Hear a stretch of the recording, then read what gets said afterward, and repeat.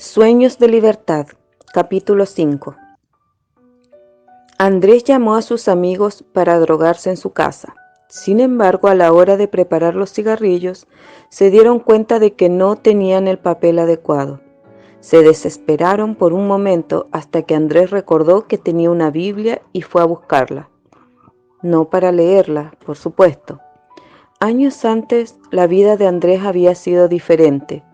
Tenía la compañía de su esposa Vanessa en Curitiba y formaban un bello hogar con sus 2 hijos gemelos.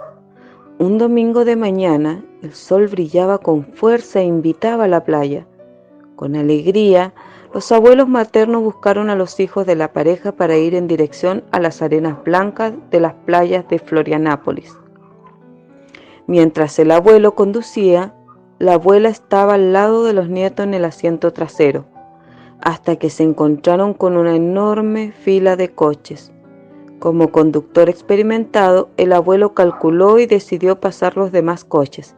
Sin embargo, había una curva y por ella venía un camión a alta velocidad. No pudo esquivarlo. El choque fue fatal para todos los que estaban dentro del automóvil aquel fatídico 30 de octubre del 2011. La vida y los sueños de la joven pareja se desvanecieron ante la irreparable pérdida. Cuando Vanessa tomó conciencia de lo ocurrido, quedó tan golpeada y desesperada que decidió dejar de vivir. Le dijo a su esposo que sin sus hijos prefería morir y que, si no moría de forma natural, se quitaría la vida. Con profunda depresión y desesperación, ella desistió de vivir y falleció por muerte natural en febrero del 2012, apenas 3 meses después del accidente. Andrés se quedó solo, con depresión, con luchas terribles y una profunda furia. Decidió dar rienda suelta a sus deseos y también se sometió en la droga. Era de noche cuando Andrés buscó aquella Biblia. Finalmente la encontró en el fondo de una maleta y decidió arrancar una de sus páginas para enrollar la droga y preparar un cigarrillo delante de sus amigos, que hicieron lo mismo. Desde ese momento, cada vez que fumaban, usaban las hojas de la Biblia. Se fumaron casi toda la Biblia. Un sábado al mediodía, Andrés estaba en su casa sentado en el sofá drogándose nuevamente. Encendió la televisión para ver algo y empezó a pasar por los canales hasta que encontró el canal Nuevo Tiempo. Comenzaba el programa Arena del Futuro. Decidió mirar ese programa justo cuando yo, Luis, iniciaba un momento en el que exhortaba a los telespectadores a tomar una decisión para cambiar de vida. En aquel día, sin conocer la historia de Andrés, dije más o menos así: tú que acabas de encender el televisor, que estás pasando por muchas luchas, que estás abusando de las drogas, te estás drogando. ¿No es así, amigo? Prisión y libertad. Millones de personas sufren inmensas pérdidas y no logran levantarse solas. Buscan alivio para el dolor de sus quebrantos emocionales, generalmente recurriendo a algo anestésico que disminuya el sufrimiento y las haga olvidar el pasado. Bebidas, drogas, internet, comida en exceso y todo tipo de compulsión que pueda estar en la lista. No tienen fuerzas para encarar la realidad y reescribir su historia, aunque las líneas no estén derechas. Dudas, miedos, ira, resentimiento y prejuicios se combinan y se transforman en una verdadera prisión de la que no logran escapar. Al abusar de la libertad de hacer lo que quieran con su cuerpo, terminan limitando sus días a acciones destructivas y dibujan un futuro cada vez más predecible y trágico. La cama de un hospital, la celda de una prisión, el fondo de una sepultura, un fin solitario. Ante la proximidad de su segunda venida, Jesús nos invita a despertar. Tengan cuidado, no sea que se les endurezca el corazón por el vicio, la embriaguez y las preocupaciones de esta vida. De otra manera, aquel día caerá de improviso sobre ustedes. Lucas 21:34. Tan importante como saber sobre la venida de Cristo es estar preparados para ella.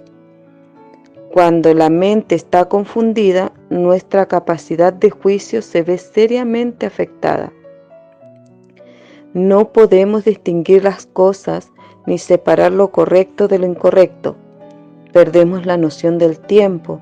No obstante, por más difíciles que sean las luchas, por mayores que sean las pérdidas sufridas, no es necesario que perdamos el deseo de vivir. Hay una esperanza que transforma la vida en el presente y rediseña el futuro.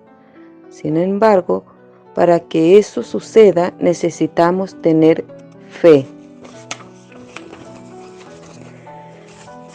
En la era de la ciencia y la tecnología, la fe puede parecer algo superado, pero sin fe no podemos reconectarnos a la fuente de la vida que es Dios. Pero, ¿qué es la fe? Ahora bien, la fe es la garantía de lo que se espera, la certeza de lo que no se ve. Hebreos 11:1. No hay que ser religioso para tener fe. Muchas veces pensamos y actuamos movidos por algún tipo de fe, incluso sin darnos cuenta. Creemos en cosas que no hemos visto, no hemos podido comprobar.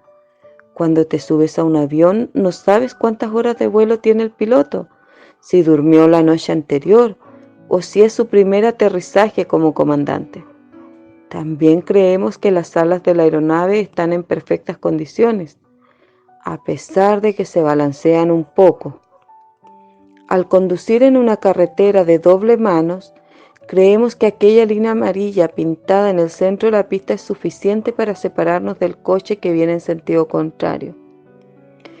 Generalmente pensamos que las etiquetas son fieles al contenido y que las industrias jamás venderían algo que nos haga mal.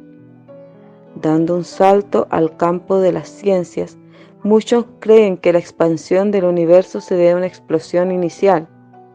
También creen en la abiogénesis, la vida que surge de la no vida. Todos estos ejemplos dan evidencias de algún tipo de fe. Fe en el hombre, fe en la ciencia, en las tecnologías. Así, es posible tener una fe sin Dios o sin religión. Ya se habla de una fe secular, fe en la vida, en el trabajo, en el amor y en la bondad. También podemos notar que la fe comienza donde termina nuestra visión. Está en el límite de nuestras capacidades y conocimientos. Usamos la fe como un puente para no pisar en falso y llegar al otro lado. La cuestión no es solo tener fe, sino dónde depositamos nuestra fe. De allí surgen preguntas inevitables. ¿A dónde conducen estos dos tipos de alternativas de fe? ¿Qué futuro pueden ofrecer? En su libro The Good Shepherd Brain, El cerebro con molde divino, el psiquiatra cristiano Timothy Jennings afirma: la decisión es tuya, al mismo tiempo que tenemos que poder sobre lo que creamos. Lo que creemos tiene poder sobre nosotros, para poder sanar y poder para destruir. El kit de la cuestión es: ¿qué crees tú acerca de Dios? Hasta el día de hoy, la fe en Dios es algo que los filósofos y la gente con la más elevada formación académica no pueden ignorar. Todos los argumentos y los libros que se han escrito en contra de la existencia de Dios no fueron suficientes para refutarla. Toda discusión que involucra el origen, la existencia humana y el futuro pasa por la sombra de Dios. La Biblia nos invita a tener fe en el Creador y mediante la fe en Él recibir la salvación. Sin embargo, ¿cómo creer en alguien a quien no podemos ver? Así, la fe proviene del oír y el oír proviene de la palabra de Dios. En Romanos 10:17, la palabra divina actúa para dar nacimiento a la fe, así como actuó de la creación de este mundo. Cuando llegamos al límite, encontramos en la palabra de Dios, la Biblia, los motivos para tener fe, la respuesta a nuestras preguntas, nuestro origen, la razón de la existencia y los contornos del futuro.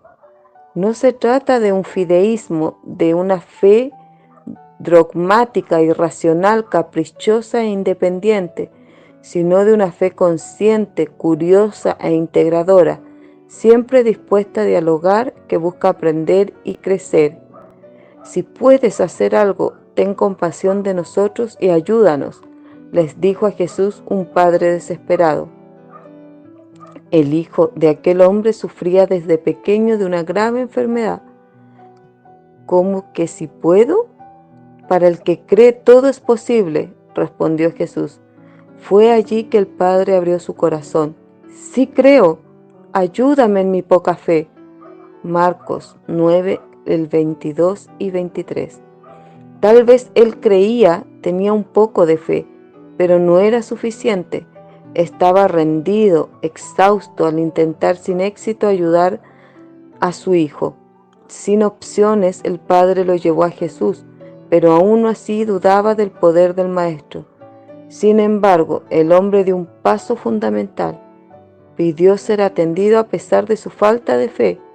Pidió que, si el milagro podía ocurrir, no fuera impedido por su incredulidad.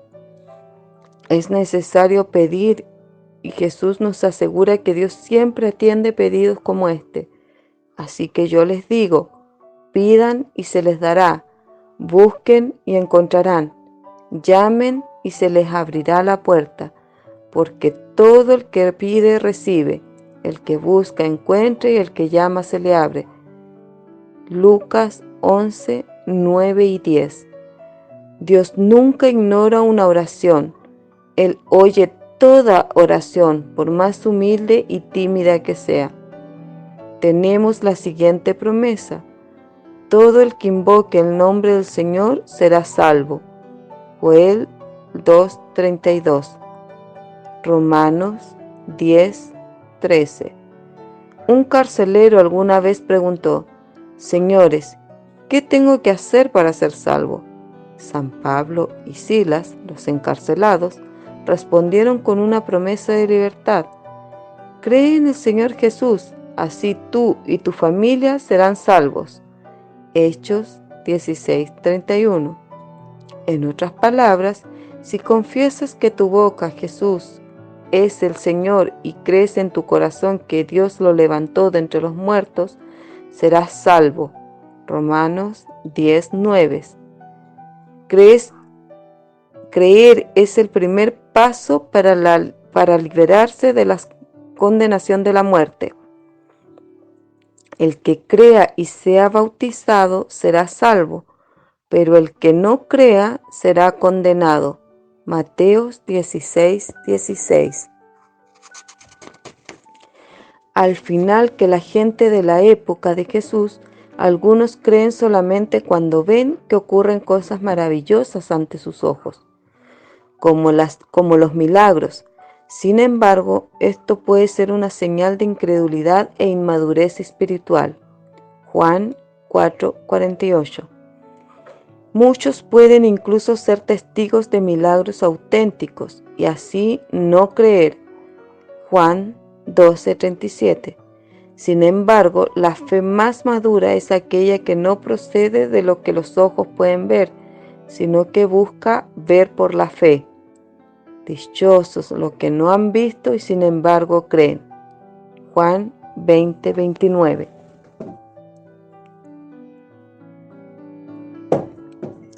En busca de la libertad. El Creador ofrece todas las condiciones para tener fe en Él. Esta fe no es ciega, arbitraria, sino que se basa en evidencias sólidas. Tenemos la complejidad de la naturaleza, cuyo origen es inexplicable incluso para las teorías más sofisticadas.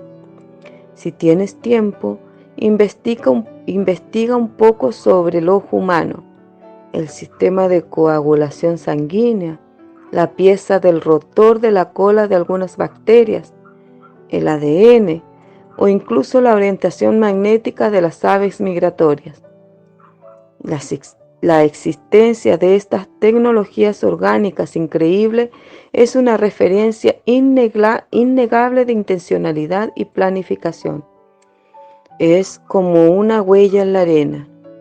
Sabemos que alguien pasó por aquí. Además del increíble libro de la naturaleza, tenemos la revelación bíblica, que explica algunas dificultades que encontramos en la realidad natural. La naturaleza es bella, pero funciona en torno a una dinámica de vida y muerte, luchas y sufrimiento. Las imperfecciones de ese gran cuadro no reflejan el carácter amoroso de Dios. Él no es el creador de este sistema de muerte. La violencia y la muerte son una disfunción. La realidad del mal se explica en las Sagradas Escrituras, que presentan la verdad sobre nuestros orígenes, porque el mundo está así y lo que sucederá en el futuro. El libro de Dios también revela lo que Él ha hecho a lo largo de la historia para salvar este planeta y cada uno de nosotros. La Biblia es la palabra de Dios, el libro sagrado que contiene muchas profecías cumplidas, que nos dan la seguridad de que la mayor de todas ellas, el regreso de Jesús, también se cumplirá. En el corazón de la Biblia encontramos desde el principio el mensaje de la venida de un Salvador, el ungido, que en hebreo significa Mesías y en griego Cristo. Él fue prometido desde el principio para liberarnos del pecado, de los vicios y de la muerte. Jesús vino en el pasado y viene a nuestro corazón hoy para consolarnos de nuestras tristezas, calmar nuestro dolor, encender el corazón frío y solitario y reencender la llama de la esperanza. No hay que creer que Él existió, pues sabemos que ya ha venido. Cualquier libro de historia lo dice. La gran cuestión tampoco es creer que Jesús existe, sino tener fe en quién es Él, nuestro Salvador y Señor. ¿Por qué vino? Para rescatarnos. ¿Qué está haciendo hoy? Es nuestro abogado intercesor. ¿Y para qué vendrá? A buscarnos. Y esa fe en Cristo surge para transformar nuestra vida. Él viene hoy al corazón, y la evidencia de esa visita celestial es la transformación que ocurre en la vida de las personas que lo conocen y depositan su fe en Él. Más creer en Dios, necesitamos descubrir quién es, conocerlo. El mismo Jesús, la vida eterna, se resume en esto. Y esta es la vida eterna, que te conozcan a ti, el único Dios verdadero, y a Jesucristo a quien tú has enviado. Juan 17:3. Dios no es una religión, una iglesia o una doctrina, una afirmación cognitiva ni una energía. Él es una persona. En su libro ampliamente difundido Conoce a Jesús en todo, el conferenciante internacional Alejandro Bullón cuenta su experiencia de descubrimiento de ese Dios personal. Como joven pastor, él llevaba una vida cristiana legalista y frustrante. Entendía su fe solo como la obediencia a las leyes, mandamientos y reglas. A pesar de esforzarse por cumplir todo esto, no tenía paz. No tenía una relación viva con Dios. Su espiritualidad era reseca y sin brillo. Llegó a desistir de su vocación, pero recibió el consejo de partir hacia la Amazonía para poder encontrarse a sí mismo. Según Bullón, Él ya se conocía a sí mismo. En verdad necesitaba conocer al Cristo de quien hablaba la gente, pero que le parecía tan lejano. Un viernes de mañana partió solo de su casa en camino por la selva amazónica peruana, a las márgenes del río Perené, en las tierras de los indios Campa. En cierto momento se dio cuenta de que estaba perdido. Intentó retomar el camino, pero fue en vano. A pesar de mucho esfuerzo, quedó aún más desorientado.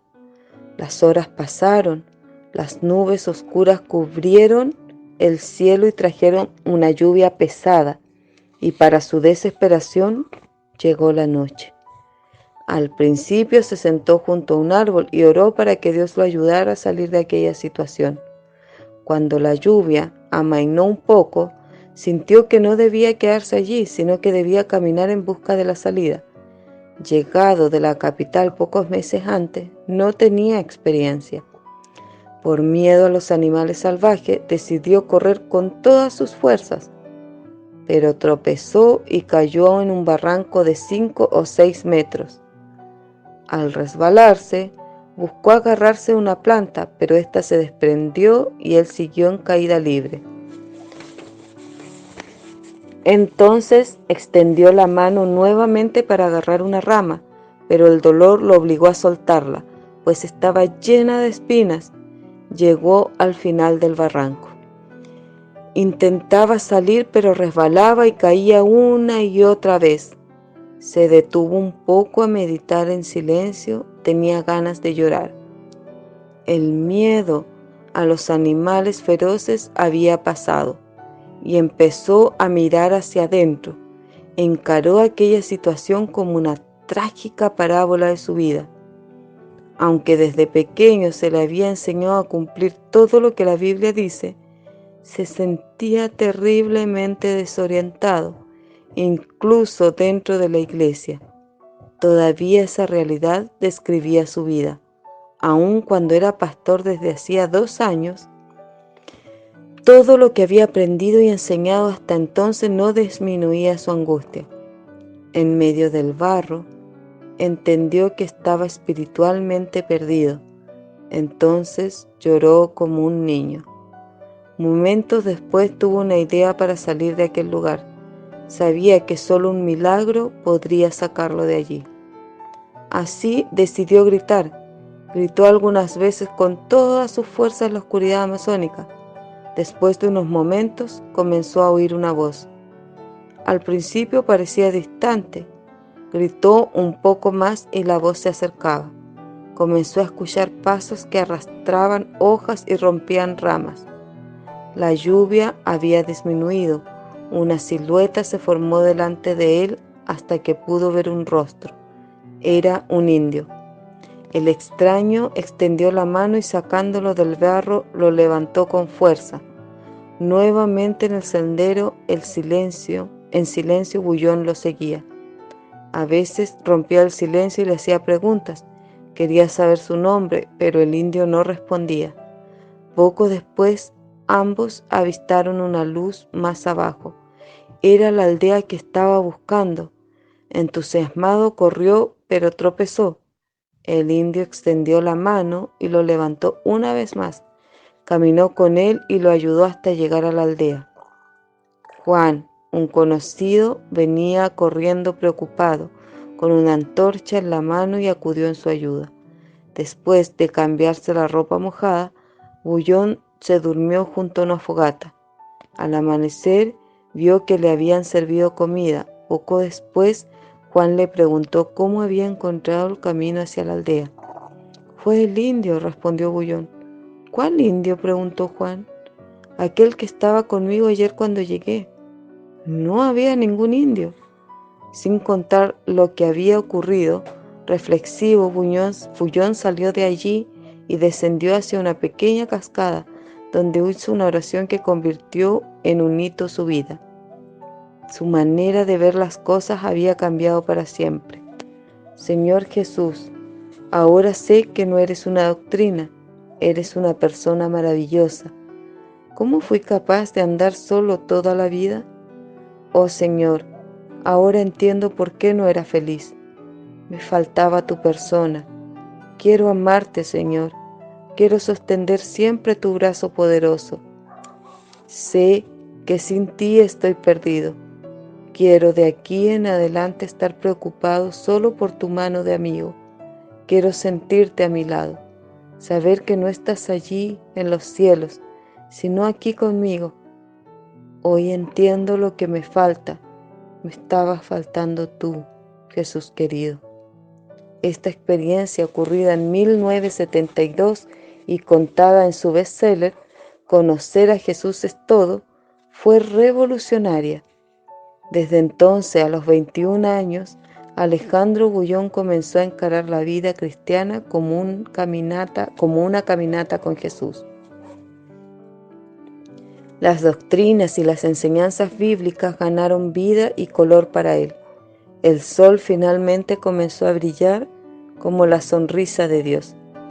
La esperanza comenzó a latir en su corazón.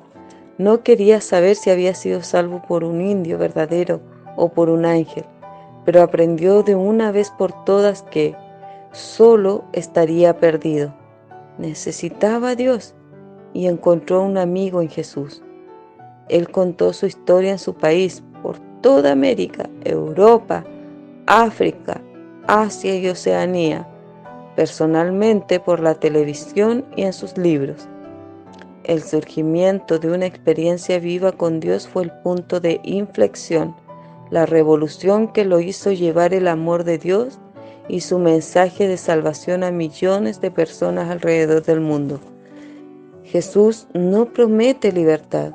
Él no entra en la vida de una persona para traer más ataduras y cargas, sino para extender la mano y sacarla del barro, como este salmo describe poéticamente. Puse en el Señor toda mi esperanza. Él se inclinó hacia mí y escuchó mi clamor. Me sacó de la fosa de la muerte, del lodo y del pantano.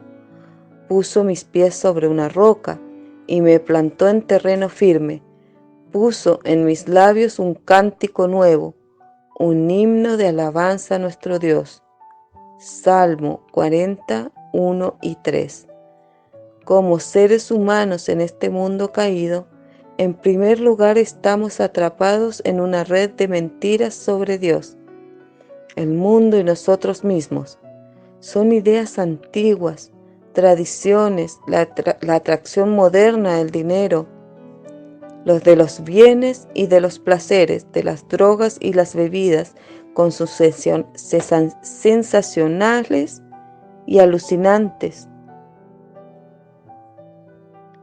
Es necesario cortar de una vez por todas con esas mentiras y encontrar paz en la verdad. Y conocerán la verdad, y la verdad los hará libre. Juan 8:32.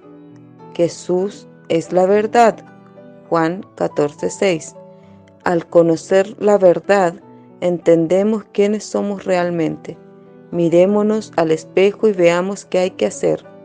Aceptar por la fe la libertad que solo Jesucristo puede ofrecernos. Así que, si el Hijo los libera, serán ustedes verdaderamente libres. Juan 8:36.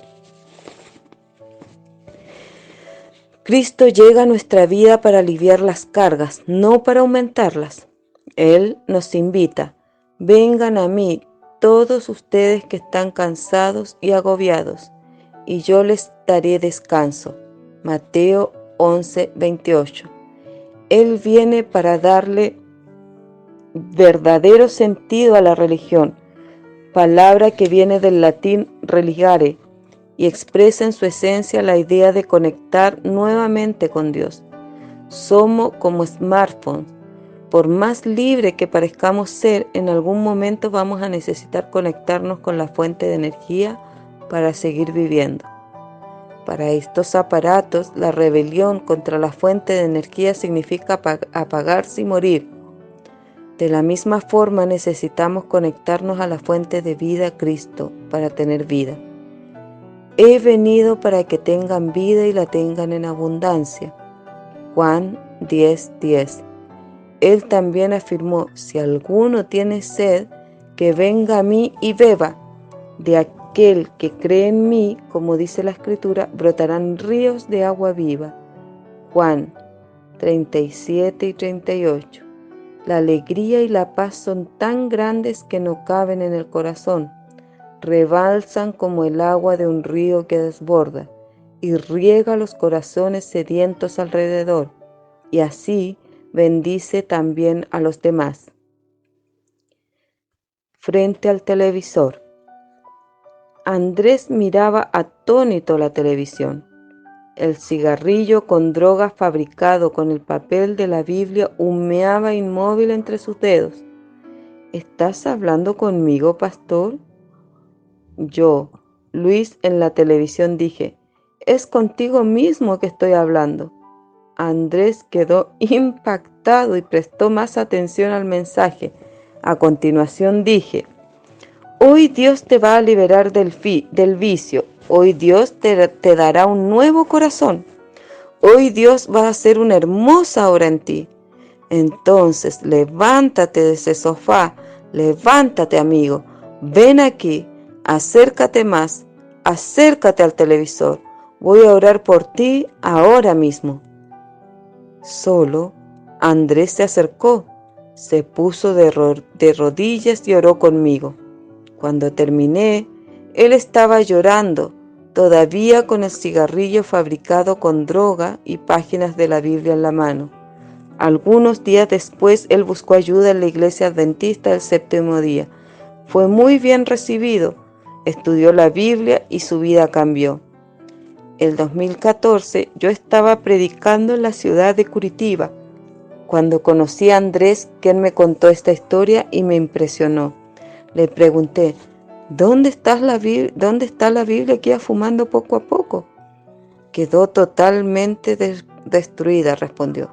¿No quedó nada, ni la tapa? Debe quedar algo. Le pedí que me trajera lo que había quedado de la Biblia. Una vez más la buscó hasta que finalmente la encontró. Solo encontró la tapa, varias páginas cortadas y pocas páginas enteras. Al ver esto quedé tan impresionado que decidí darle una nueva Biblia a cambio de lo que quedaba de la Biblia usada. Luego contamos sus historias a las personas que estaban reunidas allí. El mensaje es de que Jesús volverá, resucitará a los muertos y nos llevará al cielo afectó profundamente a Andrés, pues su sueño es ver a Jesús y reencontrarse con su esposa y sus hijos. La esperanza del pronto regreso de Jesús transformó su vida. Dios lo liberó de las drogas, de las enfermedades, de la ira, del miedo y de todo lo que la tragedia había arrojado sobre él. Hoy Andrés es un hombre feliz, un siervo de Dios que ayuda a llevar el mensaje de esperanza a los demás. El mismo Dios que hizo ese milagro en la vida de Andrés podrá hacerlo también en tu vida y en tu familia. Él puede librarte de las drogas, de cualquier otra prisión. Más que eso, Él puede librarte de las ataduras del pecado, de lo que te distancia de Él, de la angustia y de la fe y de la falta de sentido en la vida. Él puede perdonar todo lo que has hecho mal en tu vida, puede eliminar todos tus pecados. Solo tienes que arrepentirte con sinceridad. Cree, haz una oración ahora, confía en Él, entrega todo en sus manos y Él hará por ti lo que nadie más puede hacer. Cuando Jesús venga, todos aquellos que creen en Él lo recibirán con alegría. Segunda de Tesalonicenses 1:10. Será un día de alegría indescriptible, de profunda gratitud de aquellos que fueron liberados. Sin embargo, para participar de esa alegría, necesitamos creer, confiar en Jesús y estar preparados para ese gran día. La fe es el cable de energía que nos conecta a la fuente que es Dios. ¿En qué has puesto tu fe? en filosofías humanas, en los medicamentos y las drogas, en el dinero que no libra de la muerte. Dios tiene algo que ninguna muleta humana puede ofrecer: la verdadera y mayor esperanza. Que el Dios de la esperanza los llene de toda alegría y paz a ustedes que creen en Él, para que rebosen de esperanza por el poder del Espíritu Santo. Romanos 15:13. Por lo tanto, abre y permite que Él de nuevo Por lo tanto, abre tu corazón y permite que Él dé un nuevo sentido a tu vida, contemplando por la fe al Salvador que pronto vendrás.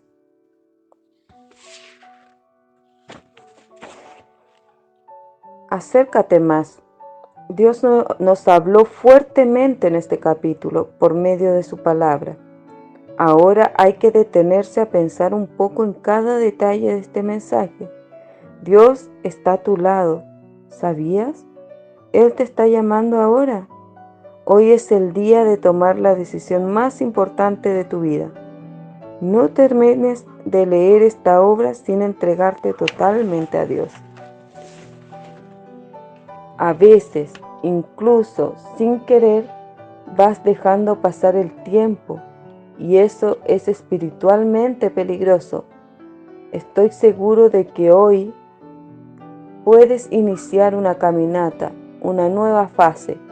Ahora ha llegado el momento de tener una hermosa experiencia con Cristo.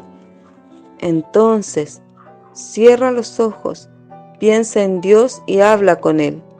Hazlo a tu manera. Él va a escuchar tu oración y va a responderla. Teniendo en cuenta lo que estudiamos en este capítulo, marca las siguientes opciones. Necesito conocer más a Jesús. Quiero caminar con Cristo y ser su amigo. Deseo estudiar más la Biblia para tener una fe más sólida. Pido la ayuda divina para abandonar las adicciones. Pido que Dios transforme mi corazón. Fin capítulo 5.